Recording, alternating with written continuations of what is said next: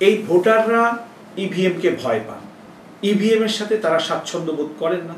Machine নষ্ট হয়ে গেছে বা মেশিন কাজ করছে না বা ফিঙ্গার নিচ্ছে না, এই যে একটা ভোগান্তি মানুষের, এই ভোগান্তির দায়ভারটা কে নেবে? ওনারা অনেক চেষ্টা করেছেন, যদি এখানে কারসাজি না হতো তাহলে আরো অনেক ব্যবধানে নৌকার প্রার্থী এখানে জামানত বাজেয়াপ্ত হতো গাজীপুরে। ইভিএম নিয়ে যদি কথা বলি, ইভিএম নিয়ে আমি বারবারই বলছি, ইভিএম যেখানে আছে শঙ্কা সেখানে আছে।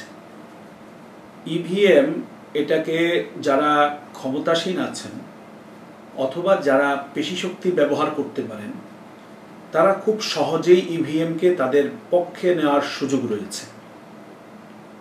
সবথেকে বাজে কথা যেটা, সেটা হলো এই নির্বাচন যাদের জন্য, অর্থাৎ জনগণের জন্য এই নির্বাচন, যারা নাগরিক আছেন, এই সিটি কর্পোরেশনের ভোটার আছেন, তাদের জন্য এই নির্বাচন।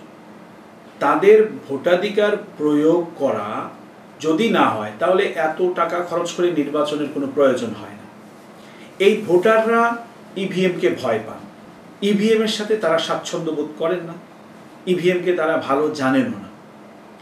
এই ইভিএম যতক্ষণ আছে ততক্ষণ মানুষের কাছে, মানুষের মনে শঙ্কা আছে।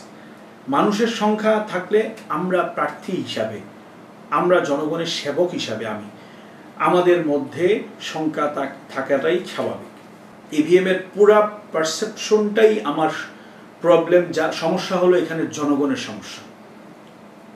আমরা যদি একটু খেয়াল করি, ইভিএম নিয়ে গাজীপুরে নির্বাচন হয়েছে, আমরা আপনাদের বিভিন্ন সংবাদ মাধ্যম থেকে খবর পেয়েছি 10টা 11টার দিকে যে সকাল 6টা 7টা থেকে মানুষ লাইনে দাঁড়িয়ে আছেন কিন্তু ভোট দিতে পারছেন না। মেশিন নষ্ট হয়ে গেছে বা মেশিন কাজ করছে না বা ফিঙ্গার নিচ্ছে না, এই যে একটা ভোগান্তি মানুষের, এই ভোগান্তির দায়ভারটা কে নেবে? দ্বিতীয়ত হলো খাদিমপাড়া ইউনিয়ন নির্বাচন সহ এই সিলেটের আরো কয়েকটা নির্বাচন রিসেন্ট আমাদের মধ্যে সমাপ্তি হয়েছে।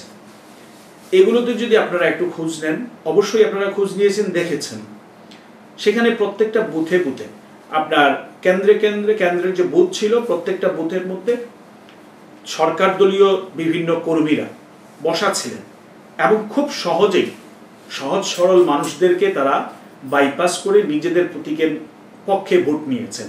এটা ইভিএম এর মধ্যে সম্ভব। গাজীপুরের যে বিষয়টা নিয়ে এসেছেন, এখানে তো জনগণ প্রতিরোধ গড়ে তুলেছে, ইন্টারন্যাশনালি আন্তর্জাতিক একটা বিষয় সেখানে ছিল, যার জন্য ওনারা শেষ মুহূর্তে পর্যন্ত চেষ্টা করেও ওনারা অনেক চেষ্টা করেছেন, যদি এখানে কারসাজি না হতো তাহলে আরো অনেক ব্যবধানে নৌকার প্রার্থী এখানে জামানত বাজেয়াপ্ত হতো গাজীপুরে। এরকম পরিবেশ ছিল, নৌকাকে মানুষ এইভাবে প্রত্যাখ্যান করেছিল গাজীপুরে। তো ওনারা অনেক চেষ্টা করে ভালো মানের একটা ভোট ওনাদের পক্ষে নেওয়ার জন্য এই ইভিএমকেই ব্যবহার করেছেন এবং শেষ মুহূর্তে জনগণের প্রতিরোধের মুখে ওনারা নিজেদেরকে পরাজয় বরণ করতে বাধ্য হয়েছেন। এবং সিলেটেও যদি ওনারা এই ধরনের চেষ্টা করেন, জনগণ এটা প্রতিরোধ করবে এবং তারা তাদের পছন্দের প্রার্থীকেই তারা বেছে নেবে ইনশাআল্লাহ।